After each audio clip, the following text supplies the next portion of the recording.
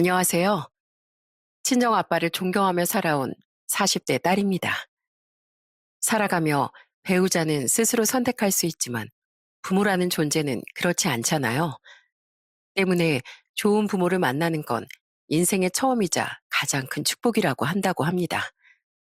저는 제 자신이 바로 그 축복을 받은 행운아라고 생각합니다. 물론 수많은 분들께서도 좋은 부모님을 두셨겠지만 저희 부모님, 특히 저희 아빠는 적어도 제겐 누구보다 든든하고 존경스러운 분이셨거든요.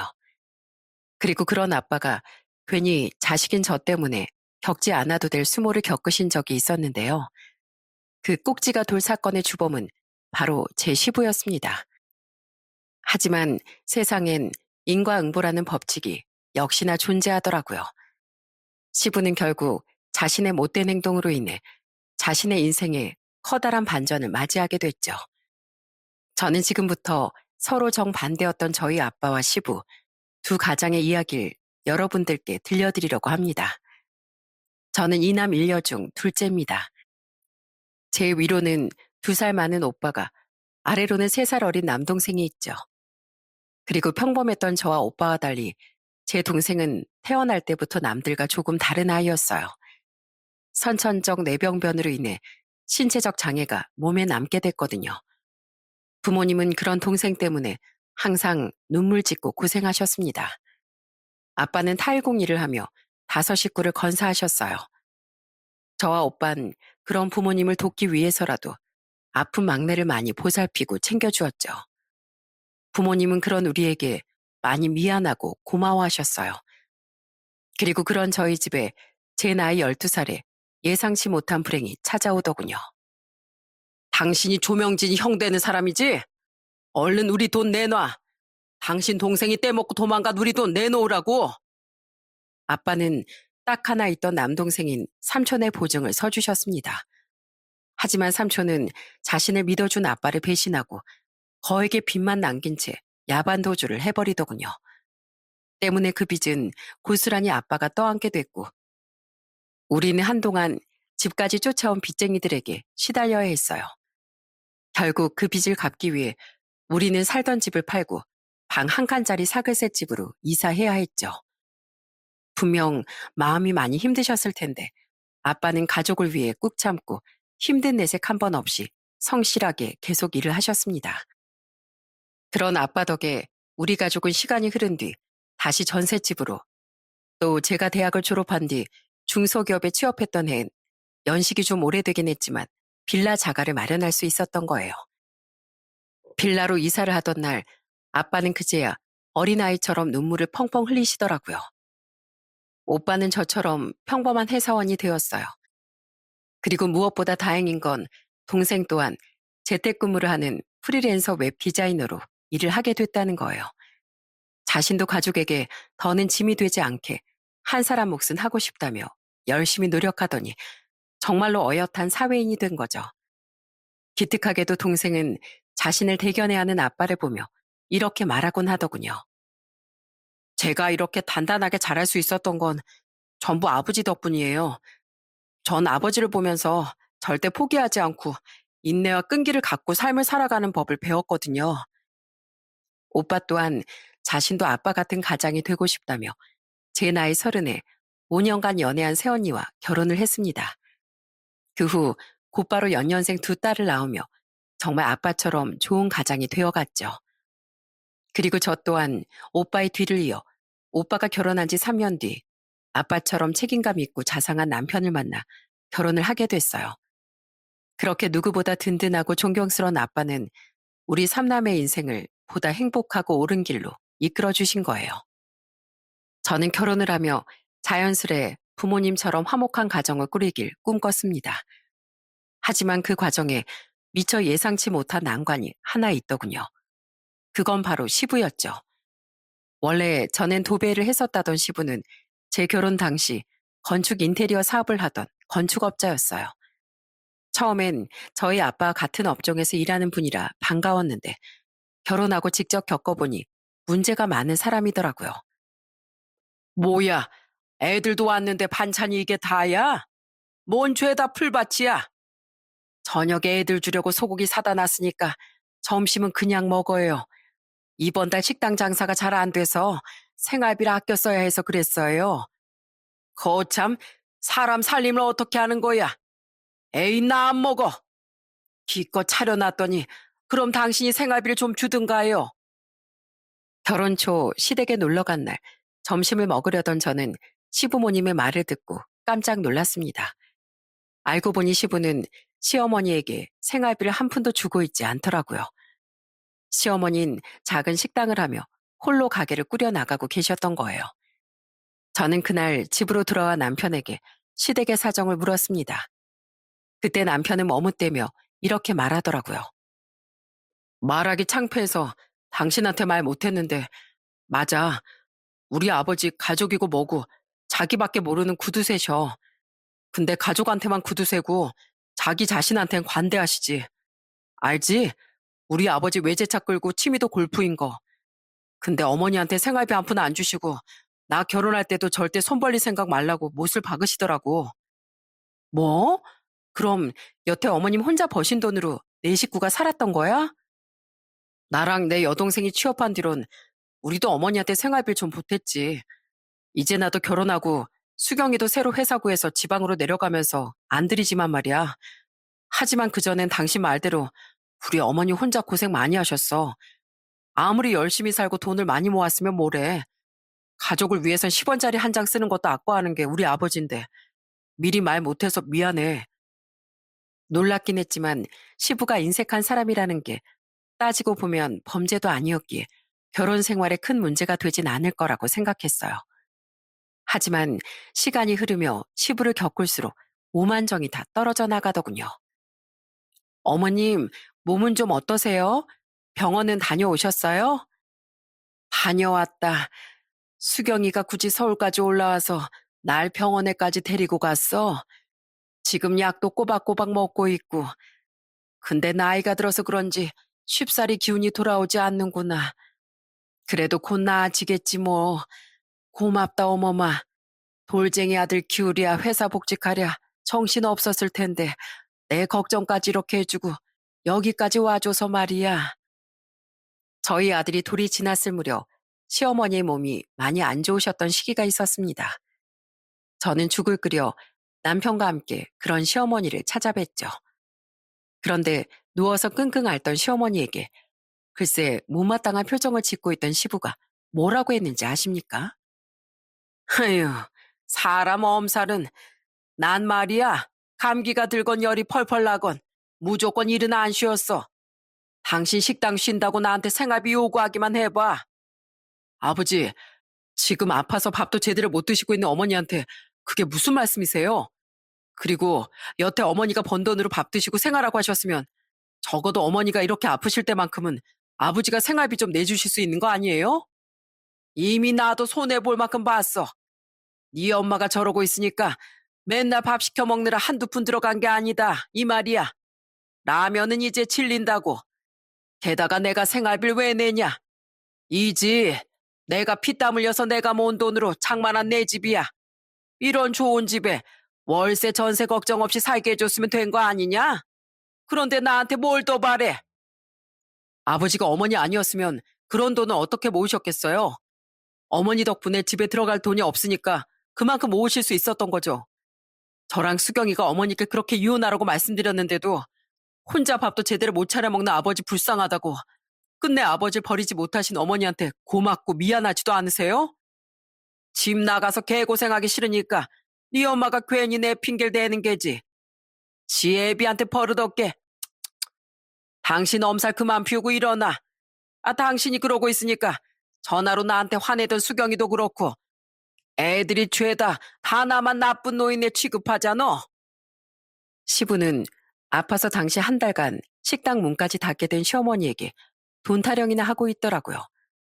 화가 난 남편이 대들듯 소리치자 시부는 더더욱 시어머니에게 뭐라고 했죠. 결국 저는 화가 나서 그런 시부에게 외쳤어요. 아버님, 어머님 지금 아프신 거 안 보이세요? 그리고 아가씨랑 제 남편이 아버님은 나쁜 사람 취급하는 게 아니라 아버님 나쁘신 거 맞아요. 키우던 개가 아파도 아버님처럼은 안 하겠어요. 그리고 아버님은 혼자서 비싼 차도 끌고 다니고 모임만 나갔다 하면 좋은 곳에서 좋은 거 드시고 오잖아요. 근데 평생 아버님 옆에서 본인 희생하고 자식들 키우고 산 어머님한테는 왜 그렇게 박하게 구세요? 아버님이 아버님 자신만큼 소중히 해야 할 사람은 바로 어머님이시라고요. 아버님 그러다가 나중에 정말 후회하세요. 저, 어디 감히 시애비한테 목소리를 높여? 네 남편이 저러니까 처인 너도 똑같이 대바라지게 구는 게냐? 에휴, 짜증나는 집구석 같으니라고. 나 나갈 테니까 니들은 후딱 니들 집에 가. 시부는 짜증을 내며 결국 집을 나가버렸습니다. 시어머니는 제 손을 잡고 눈물을 흘리며 화를 내긴커녕 이렇게 말씀하셨죠. 어머님, 아버님한테 많이 서운하시죠? 서운하지. 에휴, 그런데 평생 저렇게 산 양반인 걸 어쩌겠니? 저러다 사람이란 사람은 죄다 떠나갈 텐데 불쌍해서라도 나라도 옆에 있어줘야지. 난 괜찮다. 다만 나 때문에 어멈니 속까지 상했을까봐 그게 미안하구나. 시어머니는 시부에게 너무 아까울 만큼 좋은 분이셨습니다. 항상 저를 귀한 보물단지 대하듯 소중하게 여겨주셨죠. 그런 분이셨기에 저는 더더욱 시부에게 화가 났어요. 게다가 시부는 술만 마시면 시어머니를 더욱 못살게 굴더군요. 여보, 그 술 좀 그만 먹어요. 애들 아무도 안 마시는데 왜 이렇게 매번 당신만 혼자 취하려고 들어요? 사는 재미가 없으니까 술이라도 마셔야지. 당신이 음식을 잘해서 내가 먹는 재미가 있기래. 마누라가 예뻐서 집에 들어오는 재미가 있길 해. 당신 거울 좀 봐. 당신은 누가 아직 60대라고 믿겠어. 주름은 자글자글해. 눈은 단추구멍만 하고 코는 주먹코인 게 누구한테 한 대 맞은 것 같구만. 내가 중매결혼만 아니었어도 당신 같은 여잔 쳐다도 안 봤어. 여보, 오늘 애들 온다고 술 먹고 들어오지 말라니까 또 술을 취할 때까지 마시고 들어왔어요. 아이고, 내가 정말 못 살아. 아이라고 피곤하면 술 좀 마시고 싶을 수도 있지. 계집이 어디서 서방한테 큰 소리야? 이건 뭐야? 바닥에 무슨 머리카락이 이렇게 많이 떨어져 있어? 당신 집안일 똑바로 못해? 당신이 집을 이렇게 엉망으로 해놓으니까 내가 집에 들어오기 싫은 거야. 나도 일하느라 힘들어요. 정 거슬리면 당신이 집에 와서 청소기라도 한번 돌리지 그랬어요. 뭐야? 모자랬다고 말대꾸야 이게. 너 서방이 웃음냐? 어? 아, 아니 말로 하면 될 걸 왜 또 그릇을 바닥에 집어던져요? 시부는 술주정이 아주 개였어요. 시부는 자기 외모도 썩 잘난 것도 아니면서 자식들과 며느리, 손주가 다 보고 있든 말든 시어머니의 외모를 흉보고 헐뜯었습니다. 또한 자신은 손도 안 대면서 집안일 트집을 잡고 심할 땐 손에 잡히는 대로 바닥에 물건까지 던졌죠. 저는 기겁을 하고 시부를 밀쳤어요. 시어머니를 향해 물건을 던지진 않았지만 혹시라도 시부가 던진 물건에 시어머니가 다칠까봐 말입니다. 남편은 황급히 아들을 방으로 들여놓고 제 앞을 막아섰지만 저는 굴하지 않고 시부에게 항상 소리쳤습니다. 아버님, 술을 드셨으면 곱게 들어가서 주무시지. 왜 매번 어머님한테 시비세요? 어머님 얼굴이 어때서요? 아버님이랑 달리 평생 가족만 생각하며 고생하시느라 얼굴에 세월이 묻으신 거고 그럼에도 불구하고 제 눈엔 어여쁘시기만 한데요, 뭘. 그리고 어머니 말씀대로 집안일이 거슬리면 아버님이 직접 하시면 되잖아요. 매번 어머님 덕에 깨끗한 옷 입고 깨끗한 집에서 맛있는 밥 드시면서 왜 어머님한테 괜한 트집을 잡으시냐고요. 그리고 사람 다치면 어쩌려고 물건을 집어던지세요? 이거 경찰에도 신고할 수 있을 만큼 심각한 문제예요. 매번 어머님이 말리셔서 신고는 안 하지만 계속 이러시면 저 어머님 말씀이고 뭐고 그냥 신고할 거예요? 그러니까 당장 그만하세요. 신고? 이제 하다하다 네 시애비를 신고까지 하겠다는 거냐? 오냐, 어디 해봐라.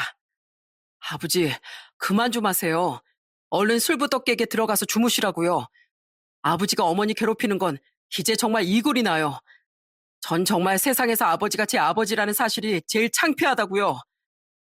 맞아요, 아버지. 오랜만에 집에 왔더니 결국 또 아버지 이런 추한 모습만 보고 가게 되네요.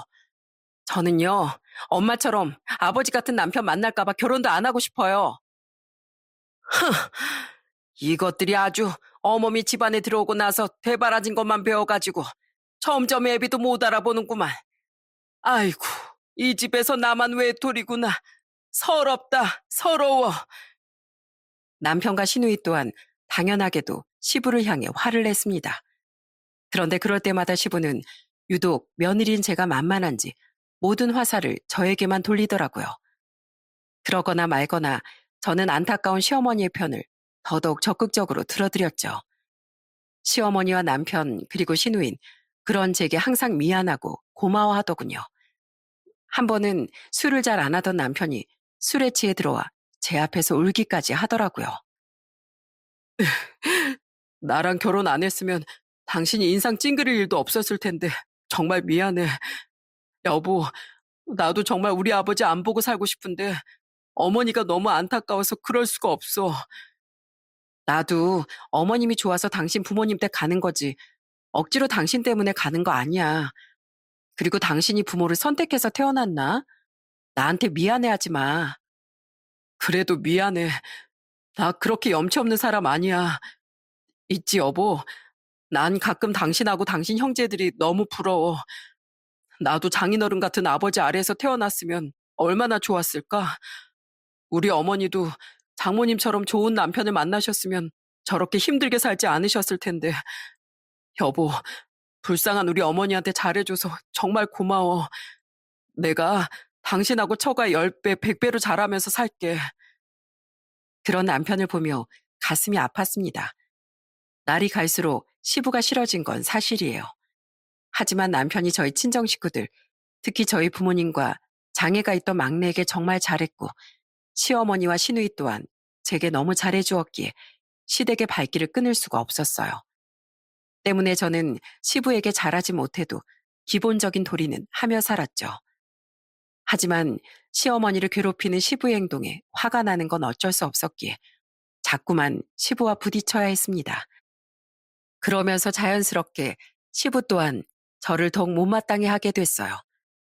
그렇게 시부와 불편한 관계를 이어가던 어느 날 아슬아슬하던 시부와의 관계에 종지부를 찍게 되는 사건이 일어나고 말았죠. 결혼한 지 6년 뒤에 어느 날 저는 친정아빠께 전화를 한 통 받게 됐습니다. 우리 딸, 난이 시아버지랑 일 하나 같이 하게 됐다. 저번에 바깥사돈한테 전화가 왔는데 이번에 맡게 된 주택 리모델링 타일 시공을 나한테 맡기고 싶다고 하더구나. 네? 아버님이 갑자기요? 그래, 나도 처음 전화 받았을 땐 어리둥절했는데 이번에 자기랑 오래 같이 일했던 타일공이 그만뒀다더라. 그래서 나한테 좀 부탁한다고 하시더라고. 뭐 그래서 어차피 돈 받고 하는 거 알았다고 했지. 아빠는 시부와 함께 일을 하게 됐다고 말씀하셨어요. 위치를 들어보니 저희 집에서 차로 20분가량 거리에 가까운 곳이었죠. 솔직히 내키진 않았습니다. 친정 부모님은 모르시지만 시부와의 사이가 멀어질 대로 멀어진 상태였으니까요. 하지만 다른 것도 아닌 아빠 일에 관련된 일이니 제가 왈가왈부할 수도 없는 노릇이고 시부도 오죽 급했으면 저희 아빠에게 연락했을까 싶더라고요. 어차피 아빠는 돈 받고 타일 시공만 하고 끝내시면 될 일이니 찝찝하긴 해도 대수롭지 않게 넘겼죠. 하지만 시부의 꿍꿍이는 따로 있었다는 걸 저는 미처 알지 못했던 겁니다. 출장 다녀오느라 힘들었지? 고생 많았어, 여보. 아니야. 당신 혼자 일하랴 한 소리 보랴 힘들었을 텐데 당신이야말로 고생했네. 게다가 나 고생했다고 회사에서 내일 하루 휴가도 줬어. 출장 간 일이 굉장히 잘 해결됐거든. 며칠 뒤 이틀간 지방 출장을 다녀온 저는 하루 휴가를 받게 됐습니다. 때문에 모처럼 여유롭게 남편을 출근시키고 아들을 어린이집에 등원시킨 뒤 느긋하게 빨래와 청소기도 돌렸죠. 그리고 점심시간이 되어갈 무렵 문득 시부와 일하고 계실 아빠 생각이 나더군요. 오늘부터 거기서 일하신댔지? 아빠가 아버님이랑 잘 계신지도 확인할 겸 가서 두 분한테 점심이라도 사드리고 와야겠다. 이렇게 생각한 저는 옷을 챙겨 입고 아빠에게 며칠 전 들었던 그 주택으로 향했습니다. 아빠께 미리 전화를 드렸는데 일하느라 바쁘신지 전화를 받지 않으시더라고요. 어차피 가서 뵈면 될 일이니 저는 가벼운 발걸음으로 주택 앞에 도착했죠. 인부들이 왔다 갔다 하기 편하게 주택 문은 열린 채 고정되어 있더군요. 저는 조심스러운 발걸음으로 열린 현관문을 향해 걸어갔어요. 그런데 집 안으로 들어가기도 전에 집 안에서 흘러나오던 쩌렁쩌렁한 고함 소리가 들리더군요. 딱 들어도 시부 목소리였죠. 그리고 그 소리를 자세히 들어본 저는 그만 경악을 하게 되고 말았습니다. 이봐요, 사돈. 그렇게 굼벵이처럼 느려 터져가지고 어느 세월에 작업을 끝냅니까? 대충 해요 좀. 내가 3일 안에 끝내랬잖아요. 철거까지 다 해놨건만 왜 이렇게 느려요? 하지만 이렇게 해야 구배를 잘 잡을 수 있어요. 타일 기울기 말입니다. 이렇게 꼼꼼하고 세심하게 붙여야 하수구까지 타일들을 자연스럽게 경사지게 붙일 수 있다고요. 그리고 화장실만 2개에 베란다에 주방 바닥도 타일로 깔게 인테리어 한다면서요. 그런 걸 어떻게 혼자 3일 만에 끝냅니까? 그건 힘들어요, 사돈. 내가 이 바닥에서 사돈보다 훨씬 더 오래 굴러먹었어요. 혼자 예술하는 척은. 그리고 전에 내가 오래 데리고 있던 타일공은 이런 거 3일이면 뚝딱 끝냈어요. 실력 없는 사람이 꼭 일당이라도 더 타내려고 저런 꼼수를 쓰더만. 전 이거 3일 넘기면 닷새든 엿새든 더 일해도 일당은 3일치밖에 못 줍니다. 인건비 많이 나가면 고객도 싫어해요. 사돈, 혹시 사돈지간이 내가 일 맡겼다고 옳았구나 싶어서 시간 질질 끄는 거 아닙니까? 사돈이 이러면 사돈딸 입장만 곤란하게 만드는 거예요. 아이고, 사돈, 왜 이래 괜히 자식이 오르내립니까? 너무 노여워 마세요. 생각해보니 제가 느려 터진 게 맞네요. 그쵸? 잘못하셨죠? 그렇게 굶뜨니까 아직도 자기 가게 하나 못 차리고 그렇게 가난뱅이처럼 사는 거 아닙니까? 그런 사돈 생각해서 내가 이렇게 일거리라도 줬으면 감사합니다 하고 넙죽 엎드려서 시키는 대로 해야죠. 3일 안에 끝낼 수 있게 밤까지라도 계속 작업하고 가세요. 예, 알겠습니다. 시부는 저희 아빠에게 말도 안 되는 요구와 갑질을 하고 있더군요. 처음엔 조곤조곤 반대의 의견을 말하던 아빤 딸인 제가 화두에 오르자 갑자기 저 자세를 보이셨죠. 아마 딸인 제게 뭔가 불이익이 갈까 겁을 내신 것 같았어요. 그런데 아빠의 바뀐 태도에 더욱 신이 났는지 시부는 계속해서 아빠를 조롱하더라고요. 그것도 자신과 오래 일했다던 다른 인부들과 함께 깔깔대기까지 하며 말입니다. 에휴, 내가 사람이 너무 좋아서 탈이야. 괜히 없이 사는 사돈 일감 준다고 느린 데다 실력도 고만고만한 사람 불러다가 일을 도리어 가르쳐주고 있으니 말이야. 사돈, 혹시 기분 나쁘세요? 아니죠? 사돈지간에 이런 소리 듣기 싫으면 가난하지 말든가 실력이 좋든가 둘 중에 하나는 해야죠. 안 그래요? 이바들, 안 그런가? 그러네요. 우리 사장님은 참 맞는 말씀을 항상 잘하십니다. 그치? 사돈, 제가 몇 번 더 불러드릴 테니까 열심히 돈 벌어서 얼른 그 낡은 집에서 좀 이사라도 가세요. 아직도 연시고 오래된 빌라에 사신다면서요? 그 나이쯤 됐으면 적어도 작은 아파트라도 들어가서 안사돈 고생은 덜 시키고 사셔야죠. 우린 밥 먹고 올 테니까 사돈은 계속 작업하고 계세요.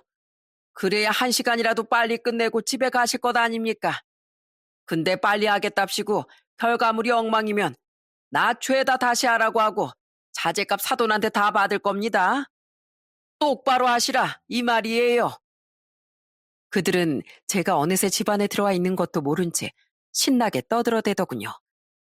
아빠는 욕실에 쪼그려 앉아 파일을 만지며 고개를 푹 숙이고 계시더군요. 그 모습을 보는데 머리에서 핀이 하나 툭 빠지는 느낌이 들었습니다. 저는 일부러 발을 쿵쿵 구르며 아빠에게 다가가 손에 들린 것들을 전부 내려놓게 한 뒤 눈이 휘둥그레진 아빠를 일으켜 세웠어요. 그리고 마찬가지로 당황한 표정의 시부를 똑바로 노려보며 이를 갈고 소리치기 시작했죠. 어머마, 네가 여긴 어쩐 일로? 저희 아빠 보러 왔어요. 왜요? 저희 아빠한테 말도 안 되는 갑질하고 조롱하다가 딱 걸리니까 당황스러우세요? 지금 저희 아빠한테 뭐 하는 짓이에요? 어디서 사돈 어려운 줄 모르고 그딴 행동을 해대시냐고요. 아이고, 여진아, 아빠 괜찮다. 그러니까 그만하거라. 어? 아빤 그 와중에 저를 걱정하며 말리시더군요. 하지만 전 그런 아빠를 뿌리치고 계속해서 시부에게 화를 냈어요. 왜 대답이 없으세요? 집에서 그렇게 맨날 어머님을 구박하고 괴롭히시더니 이제 보니까 어머님한테만 그러는 게 아니라 남을 무시하고 괴롭히는 게 취미셨나 봐요? 근데 그걸 왜 하필 저희 아빠를 일부러 불러서 하고 있냐고요. 당장 저희 아빠한테 사과하세요. 사과? 너, 네 애비만 애비고 시애비 체면은 구겨지든 말든 알 바 아니다. 이거냐? 지금 인부들 다 보는 데서 어디 나한테 큰 소리야. 당장 그 입 다물어. 싫은데요? 아버님이야말로 인부들 다 보는 앞에서 저희 아빠 무시하시지 않았어요? 근데 왜 아버님은 무시당하면 안 돼요? 그래도 이것이 그래 내가 네 아빠 무시 좀 했다. 네가 하도 나한테 되바라지게 굴기에 그건 네 애비한테 되갚아 주려고 했어. 야, 무시당하기 싫으면 이렇게 남한테 고용당해서 일 안 해도 되게 돈을 진즉 잘 벌던가 했어야 되는 거 아니냐? 너 다 들은 것 같은데 너도 너희 아빠 말 들었잖아. 자기 입으로 자기가 느려 터진 게 맞대잖아. 그거야 아버님이 우리 아빠 약점 잡으려고 절 들먹여서 그런 거죠. 그리고 저희 아빠 찾는 단골이 얼마나 많은지 아세요? 저희 아빠 돈 잘 벌어요. 입소문도 많이 나서 일감도 많으시고요. 그 와중에 사돈 부탁이라고 제 얼굴 봐서 아버님 도와주려고 봉사하는 마음으로 여기 오신 거라고요. 알지도 못하면서. 게다가 저희 아빠가 왜 가난해요? 아파트 안 살면 다 가난한 건가요? 물론 아버님이 모은 돈은 더 많을 수도 있겠죠. 가족에게 돈 버는 족족 다 퍼주신 진정한 가정인 저희 아빠와 다르게 아버님은 자기 자신을 위해서만 돈을 쓰니까요. 어머님하고 자식들한텐 땡전 한 푼 안 주고 자기 명품 옷에 골프채, 골프 회원권, 외제차 같은 거 사는 데만 눈이 머셨잖아요. 비록 저희 아빠보다 아버님이 돈은 더 많을지언정 아버님은 마음에 든 것 하나도 없는 진정한 가난뱅이세요. 아버님은 아주 불쌍하고 궁핍한 사람이라고요. 뭐야? 가난뱅이? 이게 평소에 그래도 며느리라고 참아줬더니 감히. 제 말에 할 말이 없는지 제대로 대꾸도 못한 시부는 얼굴이 불그락푸르락해졌더군요. 그리곤 자기 분을 못 이기고 제 얼굴에 손찌검을 하려는 듯 손을 번쩍 들어올리더라고요. 순식간에 일어난 일에 저는 저도 모르게 눈을 질끈 감았습니다. 하지만 시부의 손이 날아드는 일은 없었어요. 감았던 눈을 슬쩍 떠보니 제 앞엔 아주 넓은 등이 보였죠. 네, 제게 손찌검하려는 시부의 팔을 냅다 달려들어 잡은 건 세상에서 가장 든든한 저희 아빠였던 거예요. 그리고 그때부터 아빠의 엄청난 사자후가 시작됐죠. 이 인간이 감히 누구 딸한테 손을 올려? 어? 이거 안 놓습니까? 그리고 지금 나한테 반말했어요, 사돈? 그래, 했다. 사돈? 세상에 어떤 시아버지가 감히 사돈이 보는 앞에서 며느리한테 손을 올려? 그래 놓고 내 앞에서 감히 사돈 소리를 해? 당신 평소에도 우리 딸 이따위로 대하고 살았어? 너무 귀해서 볼 한번 꼬집어 보기도 조심스러웠던 내 딸한테 감히 야 너 하면서 이따위 짓을 해? 아유, 나요. 안 놓으라고요. 아빠는 언제 저 자세를 보였냐는 듯 순식간에 반전된 모습을 보이신 거예요. 아빠는 시부의 비명에도 잡은 팔을 놓긴커녕 오히려 팔을 으스러뜨릴 듯 꽉 쥐셨습니다. 그렇게 화가 난 아빠의 얼굴은 난생 처음이었죠. 어디서 뭐하고 사는지 모르는 삼촌이 야반도주했을 때도 화가 난 표정이라기보단 슬픈 표정이셨거든요. 아빠는 시부를 향해 눈알을 부라리며 이렇게 말씀하셨어요. 놓기 전에 내 한마디만 하죠, 사돈. 나 일할 때 승질 안 한 어디 가서 앉는 사람입니다. 살고 일하는 공간이라는 게 의뢰인에게 얼마나 소중하고 중요한 건지 잘 아니까 일할 때 완벽을 추구하는 것이 옳은 자세라고 생각해서요. 근데 나도 딸까지 나비이다 보니 혹시 내 딸이 나 때문에 시댁에서 미운 털 박힐까봐 왠지 사돈이 작정하고 나를 괴롭히는 것 같아도 우선 참아보려고 했던 겁니다. 혹시 당신하고 우리 딸 사이에 무슨 다른 일이 있는 건지 이따가 확인해보는 한이 있더라도요. 근데 방금 우리 딸 얘기 들어보니까 평소 안사돈께도 하는 행동이 엉망인 모양이십니다. 내가 경고하지요. 또 한 번 내 딸한테 그따위 행동을 보이거나 막말하면 내가 당신 절대로 가만 안 둘 겁니다. 당장 우리 딸 데리고 내 집으로 가버리고 싶은데 그래도 당신 아들은 점잖고 성실한 젊은이인 걸 아니까 내 참는 거예요. 난 당신하고 더는 일 못하니까 새로 인불 구하든 당신이 직접 하든 알아서 하세요. 아니, 사돈. 갑자기 이러시면 어쩝니까? 이러시는 모습 보기 싫었으면 알아서 잘 처신하셨어야죠. 3시간 일한 일당은 그냥 받은 셈 치겠습니다. 약속한 하루치를 안 하고 그냥 그만두는 거니 그 정도 책임은 사돈이 아니라 의뢰자분을 위해서 내가 집니다. 내가 앞으로 우리 딸을 통해서 지켜볼 겁니다. 나 한다면 하는 사람이니까 내가 어떻게 나오는지 궁금하면 어디 한번 또 그래 보세요.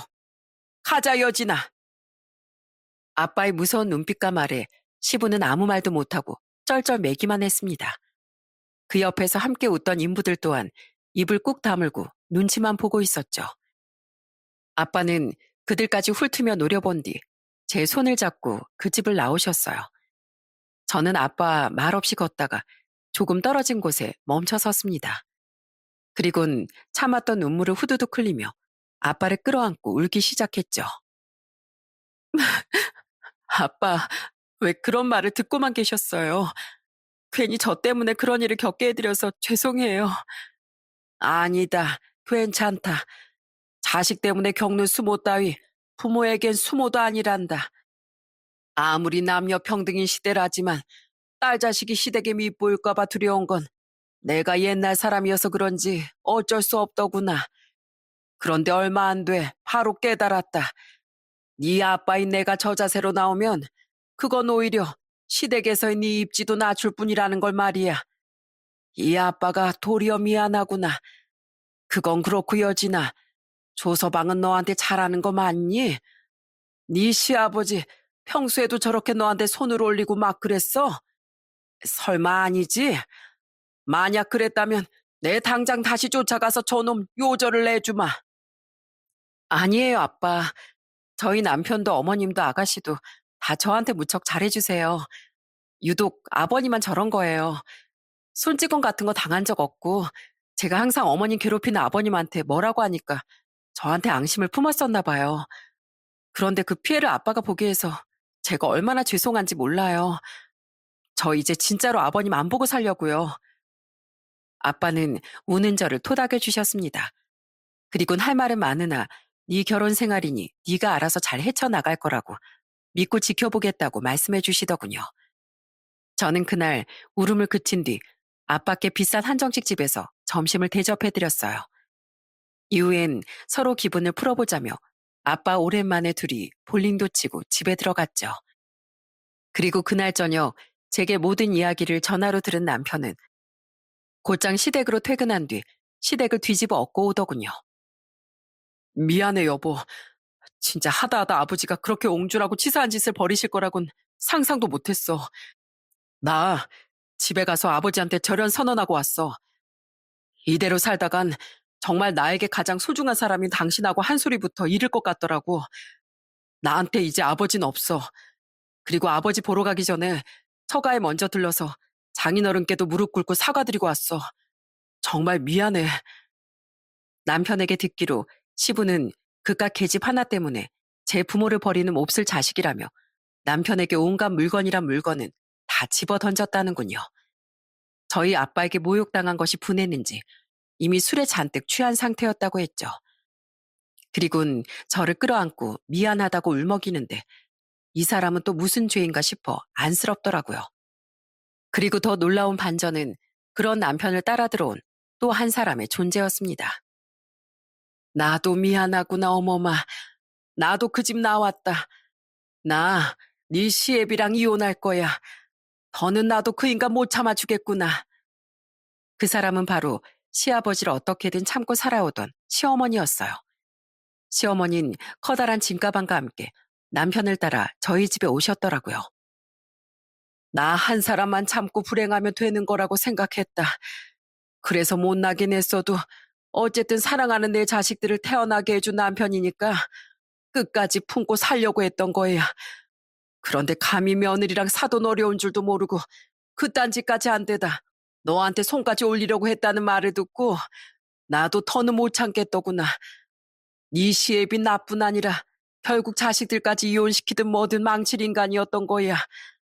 그걸 깨달은 순간 더는 그 인간과 못 살겠다 싶어서 그 자리에서 바로 이혼을 선언했다. 어머마, 나도 그동안 식당 하면서 모아둔 돈 꽤 있어. 그걸로 직구해서 나갈 때까지만 나 좀 여기 머물게 해다오. 미안하구나. 시어머니는 시부가 자식들 인생까지 망칠 거라는 생각이 들자 더 주저하지 않고 이혼을 결심하셨다고 했어요. 시부는 이혼 이야기를 듣자마자 노발대발하며 시모에게도 물건을 던져댔는데 다행히 남편이 시부를 막고 시어머니를 모시고 나올 수 있었다고 했죠. 그런데 이야기를 마친 시어머니는 시부가 컵을 던져서 스친 깨진 유리파편에 긁힌 자기 팔은 신경도 안 쓰고 제 얼굴을 살피시더군요. 안 맞았다고 듣긴 했지만 그래도 혹시 어디 다친 데는 없지? 아휴, 이 고운 얼굴에 때릴 데가 어디 있다고. 망할 놈의 영감탱이. 이런 예쁘고 귀한 며느리한테 감히 무슨 짓을 한 거야? 시어머니의 그 말씀에 저도 모르게 괜히 눈물이 났습니다. 평생 시부에게 시달리며 산 본인을 돌보시기보단 다치지도 않은 절 먼저 걱정하는 시어머니의 말씀에 가슴이 뭉클해져서요. 저는 그런 시어머니의 손을 잡고 이렇게 말씀드렸죠.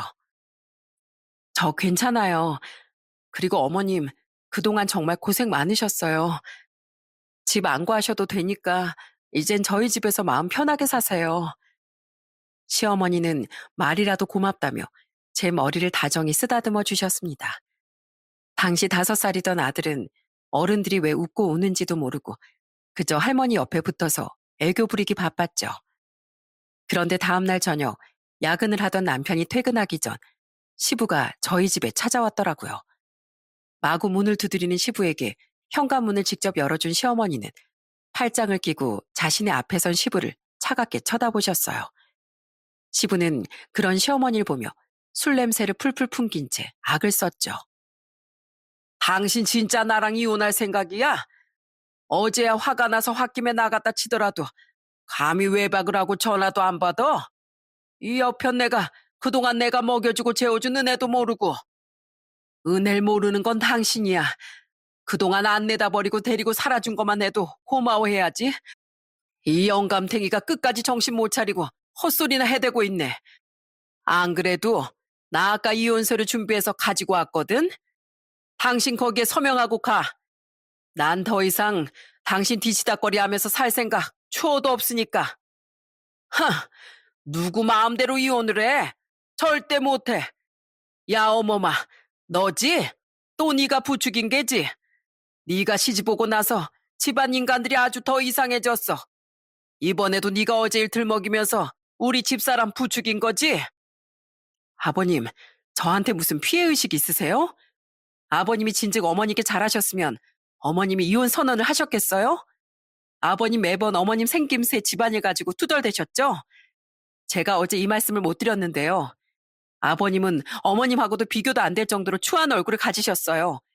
못된 마음이 얼굴에 고스란히 드러나 있으니까요. 어제 아가씨가 어머님한테 전화 받곤 저한테 따로 전화해서 미안하다고 사과하면서 울기까지 하시더라고요. 그리고 어머님이 이혼하면 이젠 자기도 아버님이랑 안 보고 살겠다고 했어요. 아버님 얼굴만 봐도 정말 지긋지긋하다면서요.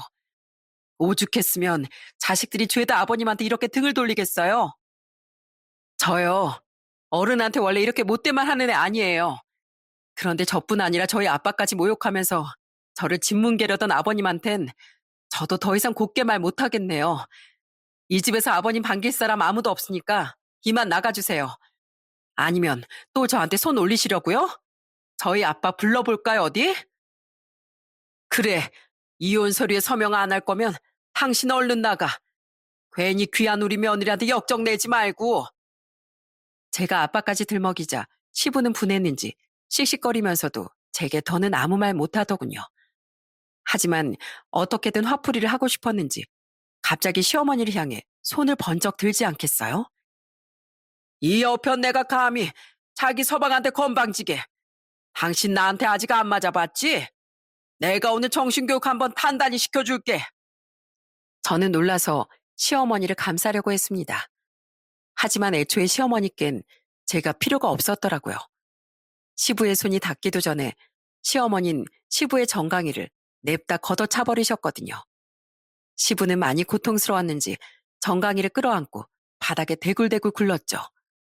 시어머니는 그런 시부를 발을 사용해 현관문 밖으로 대굴대굴 굴려보내시더라고요. 창피한 줄 알아라, 이 인간아. 감히 어디서 누구한테 손을 올려? 이제 아주 갈 때까지 갔구나. 지보다 강한 사람 앞에선 찍소리도 못하는 인간이. 나 이래봬도 시장 바닥 식당에서 몇십 년을 장사한 사람이야. 당신이 나를 얼마나 우습게 봤는지 모르겠는데 나 한 주먹 하는 사람이라고. 다음에 명치를 얻어맞고 싶지 않으면 두 번 다시 여기 찾아오지 마. 어차피 나 이 집 나갈 거니까 이혼하기 싫으면 기다려. 변호사 선임해서 소송 걸 테니까 멀리 안 나간다. 말씀을 마치신 시어머니는 마지막으로 시부의 신발을 문 밖으로 던져버리곤 문을 닫아버리셨습니다. 뭔가 그 상황이 웃기기도 하고 황당하기도 해 입을 떡 벌리니 시어머니는 제게 눈을 찡긋하며 윙크를 해 보이시더라고요. 그리곤 참고 살려고 했을 땐 시부의 행동이 서운하고 속상해서 많이 울었었지만 막상 마음을 정리하니 그동안 참고 산 자신이 오히려 한심하게 느껴져 저 인간이 더 미워 보인다고 말씀하셨죠. 그 뒤 시부는 시어머니가 무서웠는지 더는 찾아오지 못했어요. 남편과 저는 시어머니를 위해 직접 이혼 전문 변호사를 알아보고 선임해드렸습니다.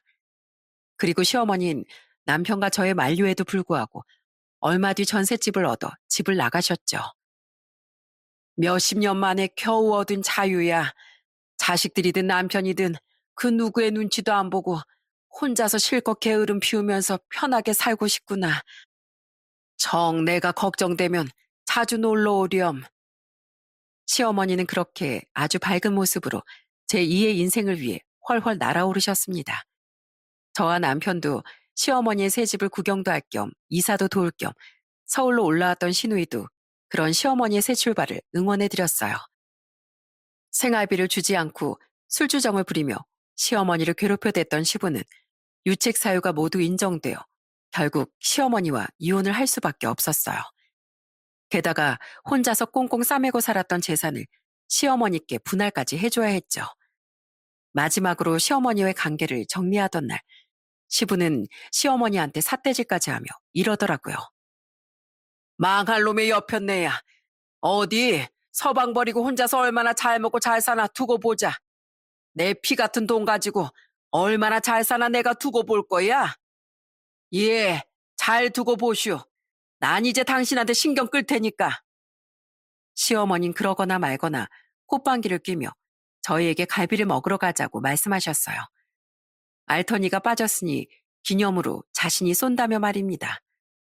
그렇게 시부는 제 인생에서도 남편과 시댁 식구들의 인생에서도 퇴장하게 됐죠. 그렇게 모두 시부와 인연을 끊고 산 지 벌써 2년이라는 시간이 흘렀어요. 시어머니는 여전히 식당을 운영하며 주말엔 저희와 놀러도 다니고 친구들도 만나시며 아주 즐거운 삶을 살고 계십니다. 시누이는 요즘 만나는 남자분이 있다는 것 같은데 언제 결혼 이야기를 꺼내나 모두 설레는 마음으로 기다리고 있죠.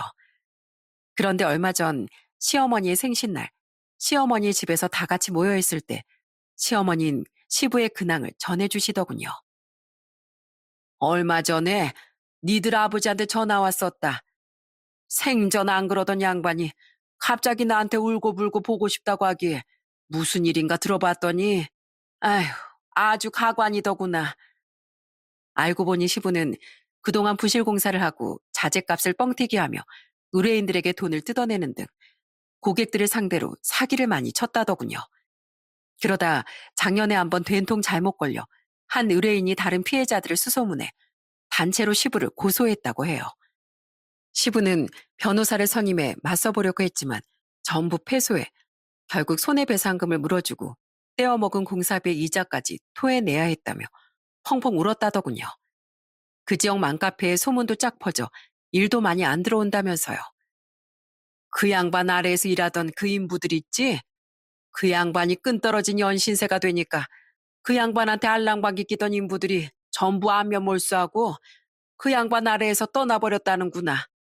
그래서 지금은 혼자 어쩌다 한번 들어오는 작은 공사 맡으면서 근근히 입에 풀칠하는데 날린 공사하던 버릇이 어디 가겠니? 그 일마저도 계속 컴플레인 받아서 가뜩이나 심해졌던 탈모가 더 심해졌다더라. 그러면서 나한테 너무 외롭다고 엉엉 우는데 이제 와서 뭘 어쩌겠니? 난 이미 떠난 버스요. 날아간 철새니까 헛꿈꾸지 말고 나한테 이럴 시간에 정신 수양이나 더 하라고 하고 끊어버렸지. 이런 거 보면 세상은 참 공평해. 그렇지 않니? 니들도 혹시 니들 아버지한테 전화 오면 받지도 말거라. 시어머니는 시부에게 이미 정이란 정은 다 떨어지신 모양이더군요. 그건 저와 시어머니 얼굴에 시부가 손까지 대려한 이야기를 들은 남편과 시누이도 마찬가지였죠. 그렇게 시부는 일도 망하고 가족에게도 버림받은 뒤 혼자서 쓸쓸하게 살게 되었어요. 한편 저희 아빠는 몇 달 전 드디어 그동안 모은 돈으로 타일 가게를 차리셨습니다. 오빠와 저는 새언니와 남편의 허락을 구한 뒤 막내와 함께 그런 아빠에게 약간의 돈을 보태드렸죠.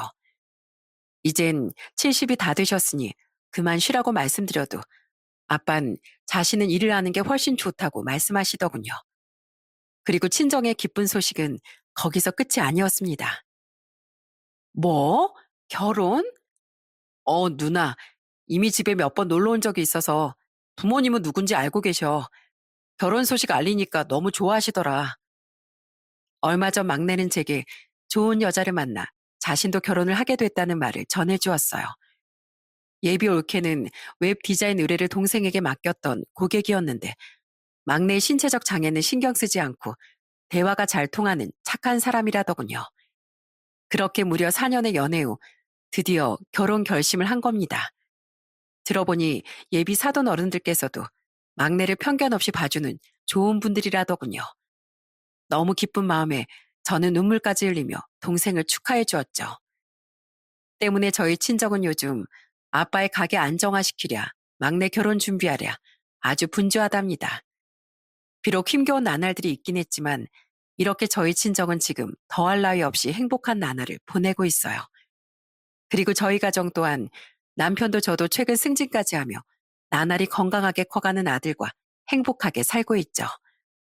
비록 시부 때문에 잠시 불행을 겪긴 했지만 저는 앞으로 사랑하는 저희 친정 식구들과 마찬가지로 소중한 가족이 된 시누이와 시어머니를 챙기며 남편과 아들과 함께 행복한 가정을 꾸려가려고 합니다. 제 시부는 비록 돈은 많았을지언정 마음만은 저희 친정아빠와 비교도 되지 않을 만큼 가난한 사람이었다고 생각합니다. 살면서 돈이란 존재는 무척 중요하지만 사람을 진정으로 풍요롭게 살게 해주는 건 바로 너른 마음 아니겠어요?